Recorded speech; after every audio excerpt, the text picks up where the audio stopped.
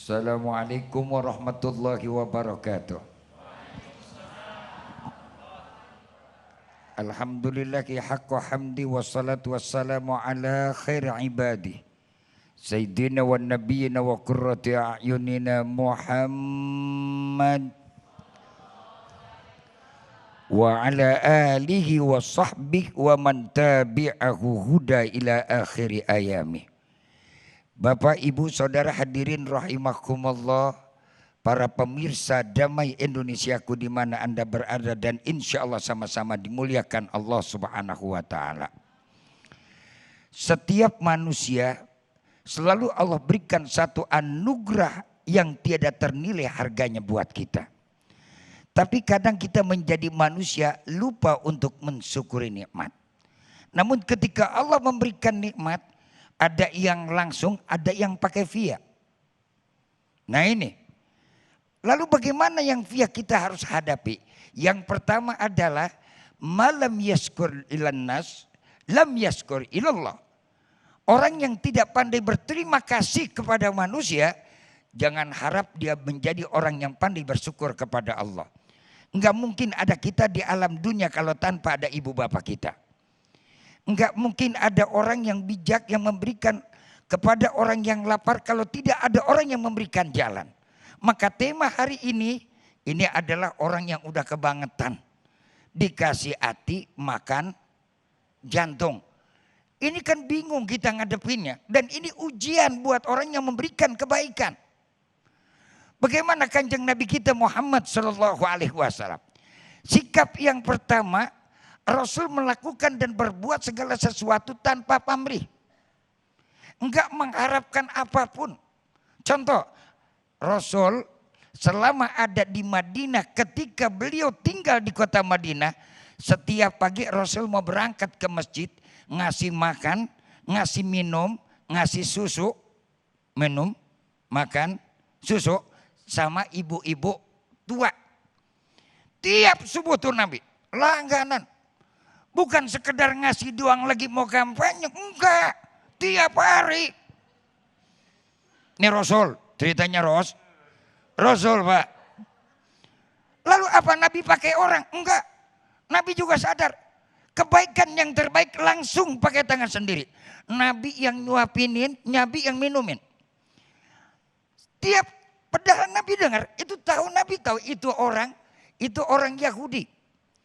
Asal dikasih makan, kasih minum, perutnya kenyang, ngomel lagi. Apa dia bilang? Muhammad sedeng, Muhammad geblok, Muhammad Nabi gila, Muhammad ngaku-ngaku. Bukan Nabi nggak tahu, Nabi dengar cuek. Sebab Nabi memberi bukan karena sesuatu. Nabi memberi karena Allah. Apapun yang namanya orang memberi karena Allah, menghadapi orang yang model kayak begitu yang nggak pandai terima kasih, cuek. Besok-besok barangkali kita akan bisa menghadapi kayak begitu. Makanya harus kita karena Allah. Ibu yang membesarkan anak karena Allah. Tuh anak nanti mau balas kita, enggak balas kita. Urusan kita adalah karena Allah. Bapak cari nafkah juga karena Allah. Bukan karena nanti anak pengen balas. Urusan tuh anak balas kagak balas. Urusan dia nanti sama Allah. Ini kan kadang-kadang kita jadi orang tua juga nggak tahu diri ngebebanin anak yang nggak di luar jangkauan kemampuan tuh anak. Tong, ntar lu kalau sekolah udah gede pinter, jangan lupa sama mama baba lu ya. Ini ya jujur aja Pak. Emang penyakit kita begitu kadang-kadang. Saya mau orang Betawi ngomong apa adanya aja dah, nggak pakai dia tadi ngaling-ngaling. Itu anak kan belum apa-apa udah terbeban, masih sekolah udah punya beban. Kalau tuh anak nanti dia laki-laki punya istri, kira-kira mana yang lebih dulu dia tanggung jawab? Istrinya dulu atau emaknya dulu? Kan sadar dewek. Tuh ngerti kalau di sini mah. Lah kan ibu ngerasain Bu. Bu. Ngerasain kagak? Ibu kan jadi istri ketika suami mengutamakan orang tua dongkol kagak? Ilah. Kalau bohong kira-kira ngapa sih? Kan kepengen kita minimal tuh suami ngomong dong sama istri. Iya Pak iya. Ketika suami diam-diam kesal kagak? Tuh, ini penyakit kita. Ya kan? Itu ibu ngerasain sendiri. Bagaimana nanti kalau kita jadi orang tua, anak punya tanggung jawab. Ini kadang-kadang ini nih. Ini penyakit kita nomor 1. Paham? Jadi kita harus paham. Tanpa paham alias jangan ngadepin sesuatu.